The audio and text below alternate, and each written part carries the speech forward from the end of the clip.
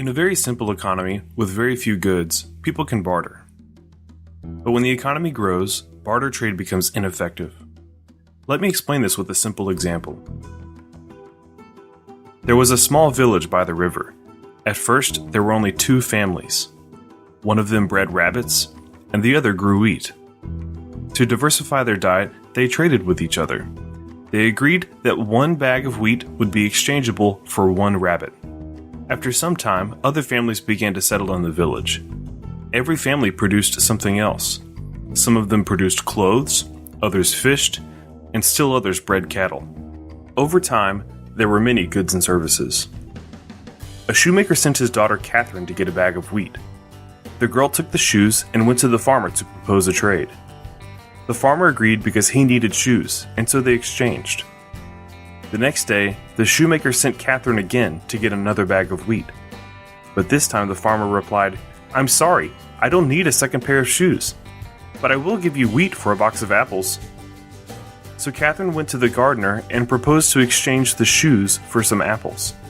The gardener replied, "I never wear shoes in the summer. I won't be needing them for at least 6 months.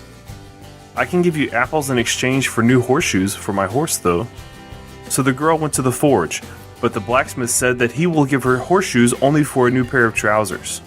Finally, the local seamstress agreed to exchange shoes for trousers. Unfortunately, this wasn't the end. It took Catherine half a day to find someone who needed shoes, but it took another half a day to finally get the wheat that she wanted.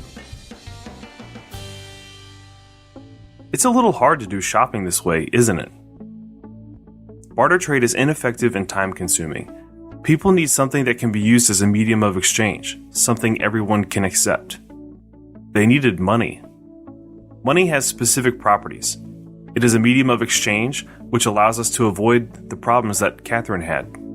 It's also a unit of account, and can be used as a measure of costs and revenues through market prices. Here are some characteristics of money that allow it to be used this way. It's durable, which means it should last a long time without breaking. It's homogeneous, which means that each unit should be identical. Portable, so that it's small enough that you can carry it with you. Divisible, so that you can make change. And importantly, it should maintain its value over a long period of time, so your saving would be worth the same even after many years. Throughout human history, there have been many media of exchange, like cattle, salt, or seashells. None of these lasted very long as money. Cattle, for example, wasn't divisible, interchangeable, or easily portable. It also didn't maintain its value over a long period of time.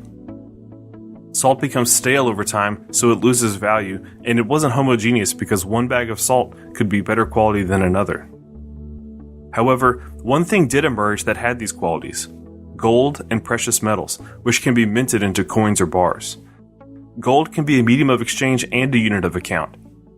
We can count up the number of gold coins something costs. It's durable because it doesn't corrode and it can last 1,000 years.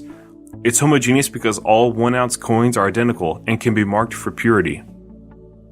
Coins are portable too, so a lot of purchasing power can fit in one's pocket. It's divisible because the coins can be different weights. And what's most important, gold has been a very stable store of value because its quantity is limited by nature. Only a small amount of gold is mined each year in comparison to the quantity already in circulation. Because of these properties of gold, it has served as money for most of human history. In modern times, however, the whole world has abandoned the gold standard.